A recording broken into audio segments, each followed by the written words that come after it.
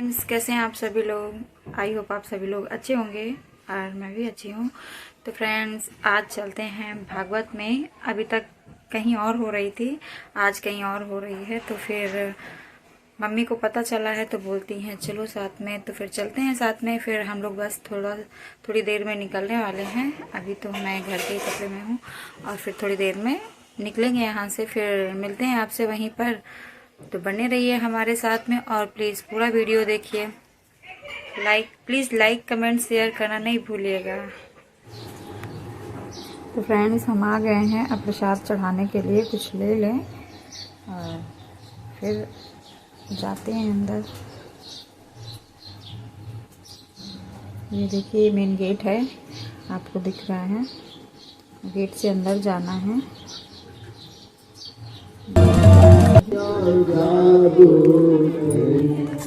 बोले राजा रामचंद्र की, सियावर रामचंद्र की।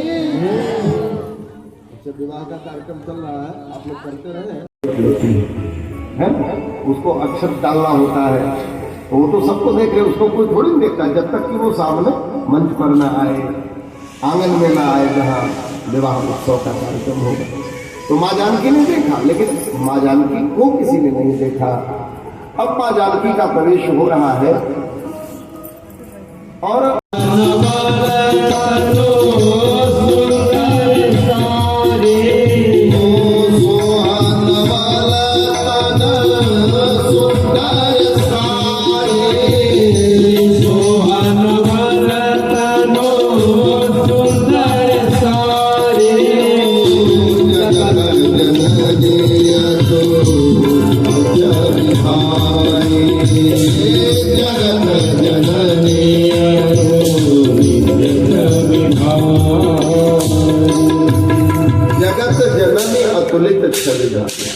जगत जननी, यहाँ भावत था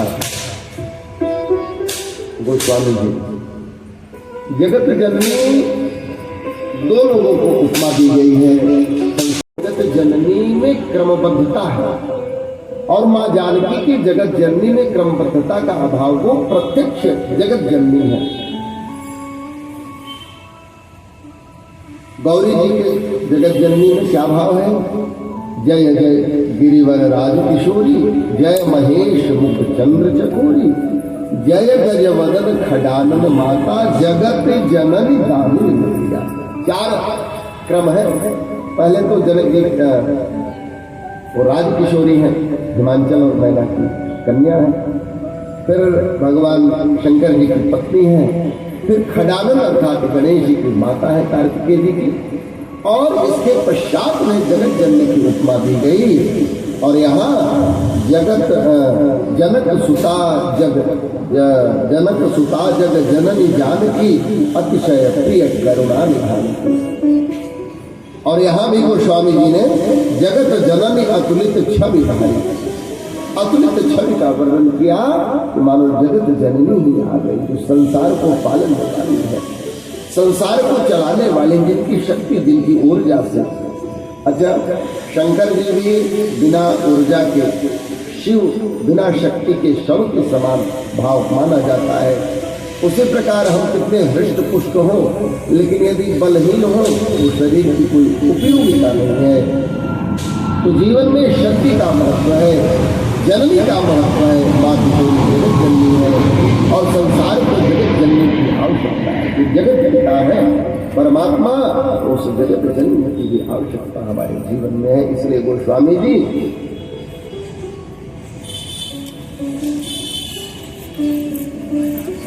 से किशोरी जी जगत जननी है। बोले जगत जननी जगदम्बा की। यज्ञशाला का जो कार्य है वो प्रारंभ होगा, उसकी विधि क्या है और किस प्रकार किशोरी जी उसका वर्ण करेंगे, इस बात को बताया जाए। बोले बंदी बचन बर, सुनहु सकल महिपाल, पन विदेह कर कहई हम, भुजा उठाए विशाल।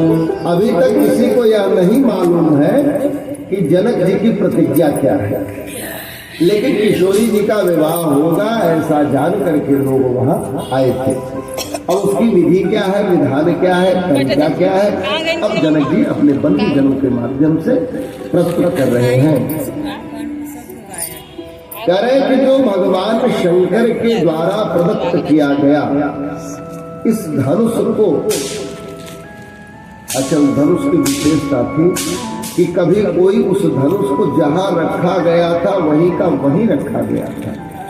एक बार किशोरी जी ने साफ सफाई करते हुए बड़े सरल भाव से एकदम बिना किसी कठिनाई के, जैसे सामान्य वस्तु को उठा करके कोई इधर से उधर रख दे, इसी प्रकार से माँ जानकी जी ने उस धनुष को उठा करके एक स्थान से दूसरे स्थान पर रख दिया।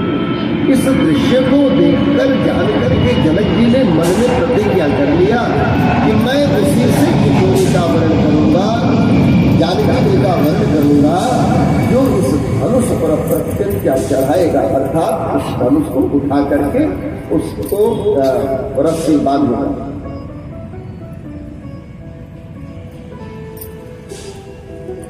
और उस प्रतिज्ञा को आज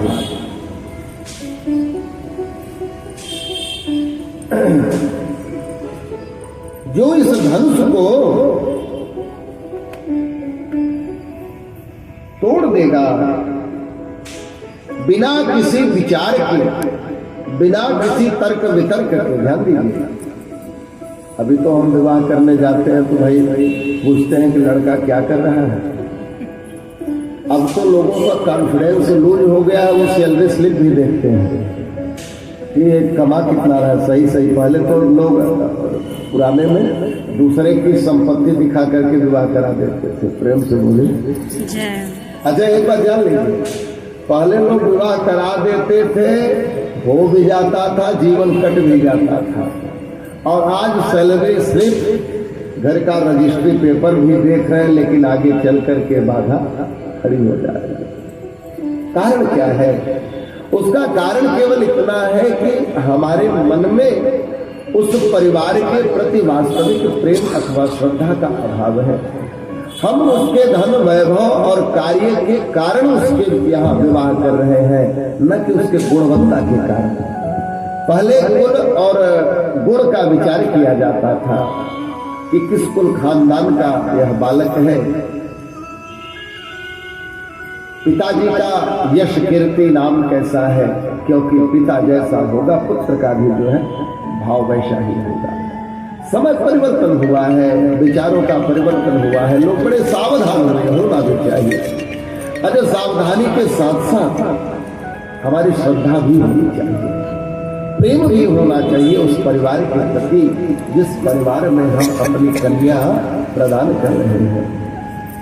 यहाँ यह निर्णय लिया जा रहा है कि जो बिना किसी तर्क के इस धनुष को तोड़ेगा उससे विवाह कर दिया जाएगा। यह नहीं पूछा जाएगा कि यह कौन है, उसको जयमाल सीता पहना देगी, किशोरी जी पहना देगी, उसमें कोई संदेह नहीं है। नृपभुज बलु विदु शिव धनु राहु गरु कठोर विदित सब काहू।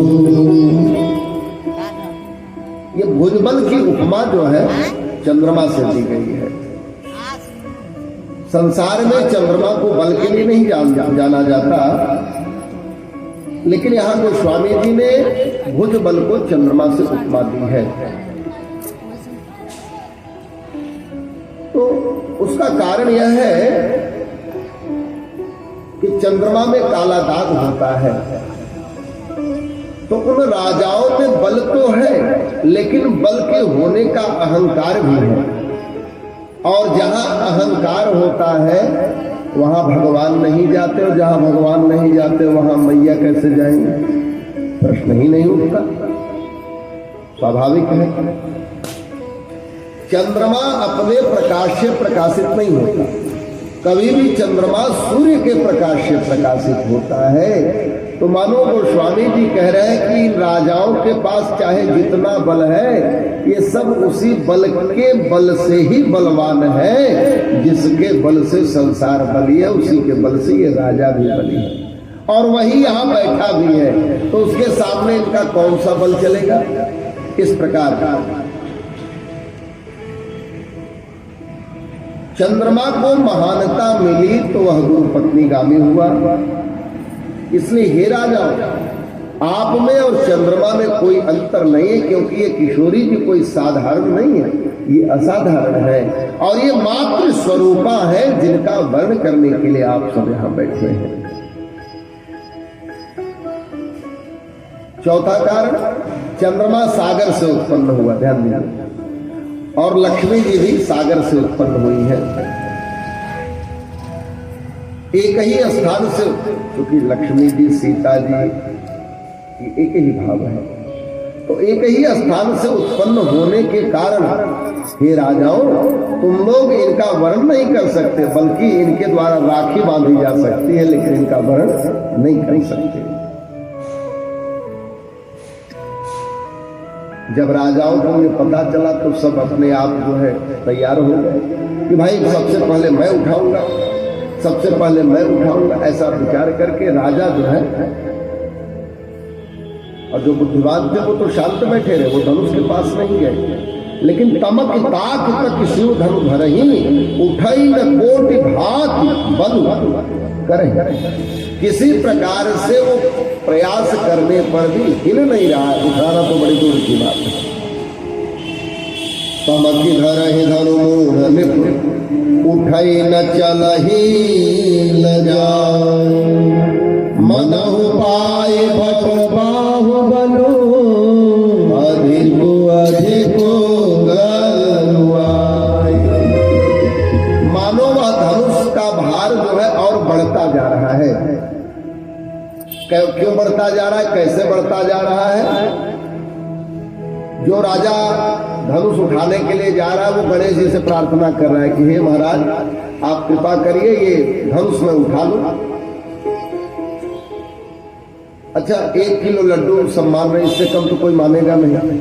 अब 10,000 राजा है तो कितना लड्डू हो गया? 10,000 किलो, तो 10,000 किलो लड्डू का भी भार चला गया। भूप सहस 10 एकई 12, लगे उठावन तरई नकार। 10,000 राजा एक साथ उठाने लगे, यह भाव कर लीजिए, अथवा सहस्त्र बाहु आकर के उठाने लगे, अथवा 10 शीश वाला रावण भी उठाने लगा, लेकिन वह धनुष कुछ नहीं रहा। अच्छा, जैसे जितने राजा आते वो धनुष उतना बड़ा होता जाता है, और कब आते तो छोटा हो जाता है। जितने लोग आते वजन बढ़ता जाता है, सबकी कामनाएं उसमें सम्मिलित हो जाती, सबका बल उसमें चला जाता था। इसलिए वह मनहु पाई भट बाहुबल अधिक अधिक गरुआय, अधिक होता जा रहा है। और अधिक होने के पीछे क्या कारण है? भूप सहस 10 एकहि 12, लगे उठावन करई नकारा। लगे उठावन करई नकारा, जगई न धनु धरासन कैसे, वचन सते मन जैसे। जगई न धनु धरासन कैसे, कामी वचन सते मन जैसे। कामी वचन सते मन जैसे, वचन सते मन जैसे, वचन सते डगई न शंभु सरासन कैसे, कामी वचन सती मनु जैसे। जिस प्रकार कोई कामी अपनी बात रखे और सती के मन पर कोई प्रभाव न पड़े। 4 चीजें जो है ये बड़ी कठिन होती है। क्या?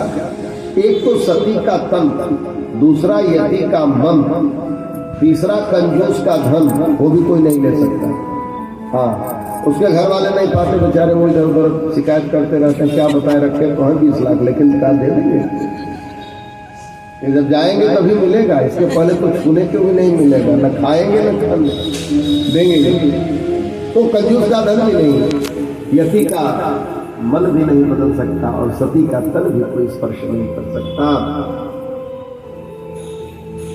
बाघ का नख भी जल्दी कोई नहीं प्राप्त कर सकते हैं। इसी प्रकार भगवान शंकर का धनुष जो है वह भी डिगने के लिए तैयार नहीं है, बिल्कुल हिलने के लिए 1 सेंटीमीटर भी वह इधर उधर नहीं होता है।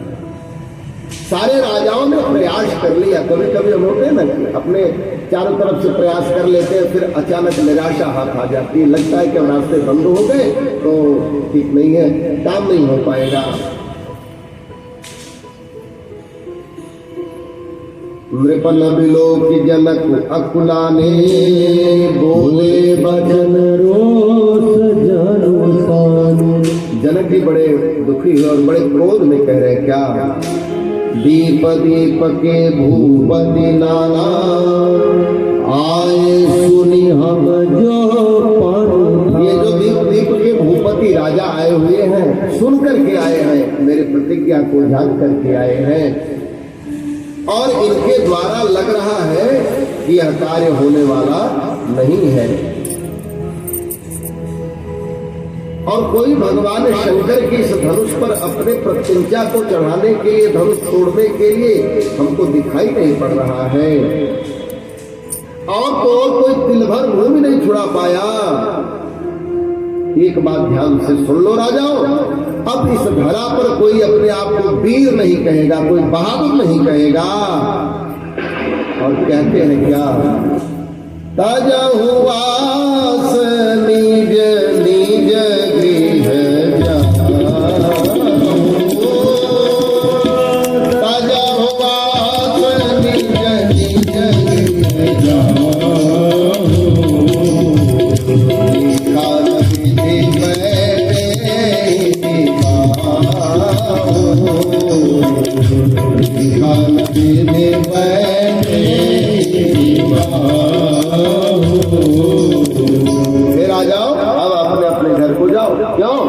सीता जी का विवाह लग रहा है लिखा पढ़ी नहीं हुआ है, ब्रह्मा जी ने लिखा नहीं है। कहते हैं ना कि जहाँ लिखा होगा वहाँ होगा। तो बहुत पुरानी बात है, एग्रीमेंट बहुत पुराना चला आया है। वो जनक जी कह रहे हैं कि लग रहा है कि वैदेही का विवाह लिखा ही नहीं है। क्यों? यदि लिखा होता तो कुछ तो धनुष खिसक जाता, हट जाता, कृपा हो जाती, टूट जाता, छूट जाता, कुछ तो होता। लेकिन जब कुछ नहीं हो रहा है तो इसका तात्पर्य है कि विवाह लिखा नहीं गया है। यदि मैं जानता कि ये धरा वीरों से खाली है तो मैं ये प्रतिज्ञा ही क्यों करता? क्या आवश्यकता थी? जाऊं जनत्यों बिनु भट्ट भूमि भाई और तौ पर करी होते न हसाई। यदि मैं जानता कि वीर विहीन धरा है तो मैं प्रतिज्ञा करके अपनी जगह हसाई नहीं करता। और मुझे तो लगा था कि संसार में जरूर कोई न कोई होगा जो इस धनुष को तोड़ सकता है, लेकिन आज लग रहा है कि इस धरा पर कोई नहीं है। अच्छा, जब जनक जी ऐसा कह रहे हैं तो किसी के ऊपर कोई प्रभाव नहीं पड़ा। भगवान भी शांत बैठे हैं, लेकिन जब मान सम्मान और स्वाभिमान की बात आई तो लक्ष्मण जी से रहा नहीं गया और उन्होंने किसी की प्रतीक्षा नहीं की, तुरंत बोल बैठे, हे जनक जी। जनक कह रहे हैं, जनक जी नहीं, कोई उपमा नहीं, कोई सम्मान नहीं। नियम है कि जब भी आप बात करिए तो अपने बड़ों को आदर देकर बात करिए, लेकिन यहाँ लक्ष्मण जी अनादर पूर्वक बात कर रहे हैं। हे जनक, जहां रघुवंशी हो वहां इस प्रकार की भाषा का प्रयोग नहीं करते। कहीं जनक जस अनुचित बानी विद्यमान कुल मन जानी। विद्यमान है, आप जानते हैं कि रघुकुल भूषण भगवान श्री रामचंद्र जी यहाँ विराजमान रहे हैं और फिर भी आप इस प्रकार की भाषा का प्रयोग कर रहे हैं। आपको लज्जा नहीं आती? कैसे आपने कह दिया कि ये धरा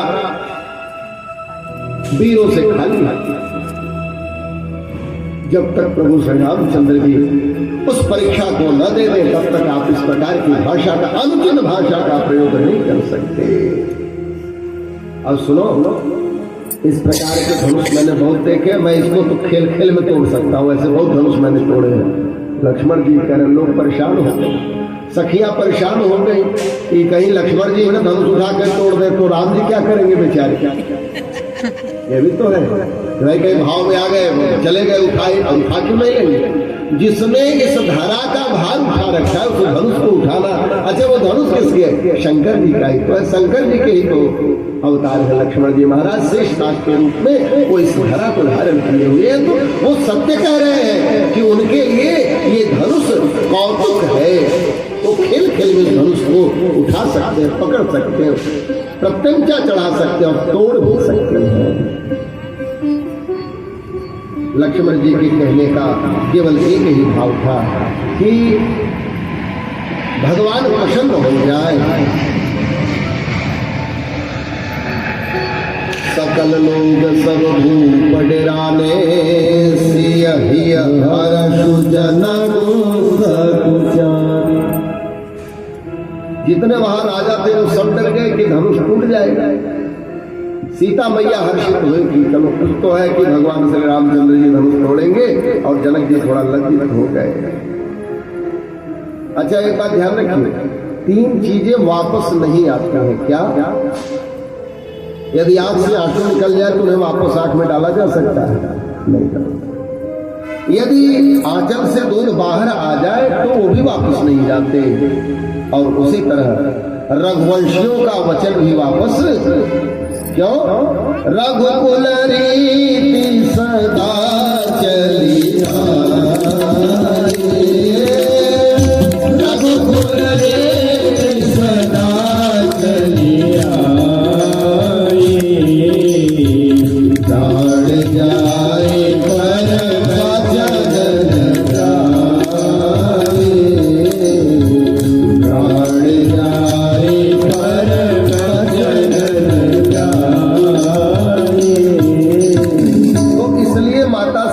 पर रघुवंशियों का वचन है, और रघुवंशियों का वचन मिथ्या हो ही नहीं सकता, असत्य संभाषण कर ही नहीं सकते। और हमारी आदत हम कह करके 2 घंटे बाद भूल जाते हैं, अरे हमने कब कहा था? नहीं नहीं आपने सुना नहीं, मैं कह ही नहीं सकता, और हमको बराबर याद है कि हमने कहा ही था। तो इसलिए आप प्रयास ये करिए कि वही बात बोलिए जो जीवन में कर सके। और वहां क्या था कि जो कह दिया वही होगा, और जो कहा है वही करेंगे, और जो कहा है वही करना चाहिए। ये उनका निष्कर्ष है। माँ जानकी प्रसन्न होती है। भगवान श्री रामचंद्र जी ने देखा कि अब कुछ ज्यादा ही लक्ष्मण आगे जा रहे हैं, तो धीरे से इशारा किया अच्छा अब तक लक्ष्मण जी एकदम फुल फॉर्म में है, पूरे पावर में है, पूरे जोश खरोश में है। लेकिन जैसे ही भगवान ने सयन रघुपति लखन निवारे प्रेम सखी समेत प्रेम समेत। अच्छा एक बार जान लीजिए, गलती करने पर भी किसी को कोई प्रेम, अच्छा चलो इधर आओ, उधर बैठो, ठीक तो समझ लीजिए कि जो गलती किया वो सामने वाला चाहता है कि गलती होनी चाहिए। भगवान चाहते थे कि लक्ष्मण ये ऐसे ही बात बोले कि वास्तव में जनक की हिम्मत कैसे हो गई। इस प्रकार की गलत वाणी का प्रयोग किया उन्होंने कि इस धरा पर कोई तोड़ने वाला नहीं है। लेकिन जब देखा कि लक्ष्मण जी कुछ ज्यादा ही आगे बढ़ रहे तब धीरे से, अच्छा एक नियम है क्या, कभी भी गरम को नरम के अंडर कस्टडी में होना चाहिए। गरम के अंडर में नरम नहीं, बल्कि कोई कितना भी क्रोधी हो लेकिन उसको एक ऐसे भाव में रहना चाहिए जिस भाव के आने पर वह शांत हो जाए।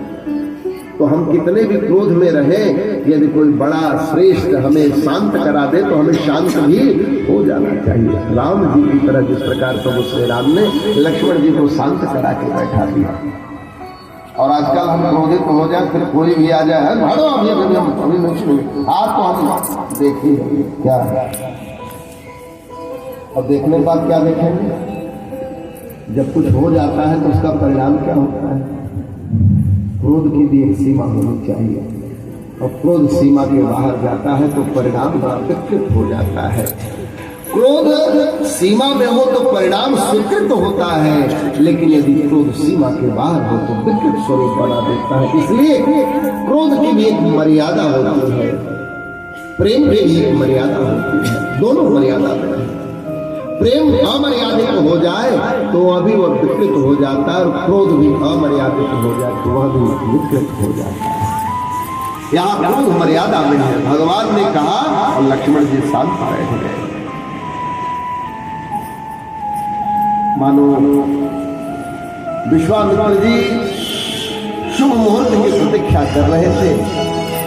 सबने अपने अपने बल का जब परिचय दे दिया, तब विश्वामित्र जी वो जिसके बल पर अभिमान करने विश्वास, ये धनुष कोई तोड़ेगा तो केवल श्री राम तोड़ेंगे और कोई नहीं तोड़ सकता। जब शुभ, मानो भद्रा था, भद्रा में विवाह नहीं होता है, तो भद्रा था तो कहा कि अब शुभ मुहूर्त है, तो आदेश दिया क्या, उठाओ राम भंजो भवत्या,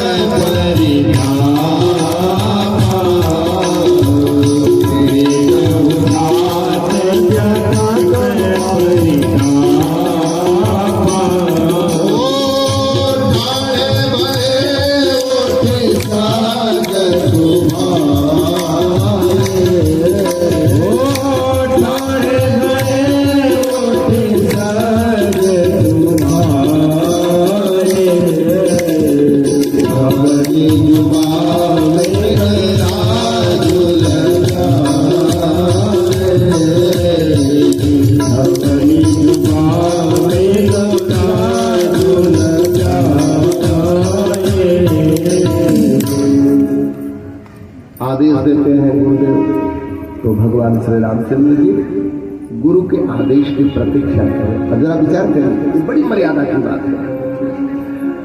प्रभु श्री रामचंद्र जी भी वो बात बोल सकते थे जो बात लक्ष्मण जी ने कही, बिना कहे उठ सकते थे, बिना कहे जिस प्रकार सभी राजा उठ के गए उस प्रकार भगवान भी जा सकते थे, लेकिन नहीं। जब तक गुरु आदेश नहीं हुआ भगवान अपने स्थान से नहीं हिले, जिस प्रकार धनुष नहीं हिला। वो भी तो प्रतीक्षा कर रहा था, वो प्रतीक्षा कर रहा था कि प्रभु आए तब हम हिलेंगे, और प्रभु प्रतीक्षा कर रहे थे जब गुरुदेव बोलेंगे तब हम हिलेंगे। तो गुरु आज्ञा से यहाँ दूसरा भाव है कि गुरु आज्ञा लेकर के कोई काम किया जाए तो वह कार्य निश्चित रूप से पूर्ण होगा, कार्य के पूर्णता में कोई संदेह नहीं रह जाएगा। भगवान श्री रामचंद्र जी उठते हैं,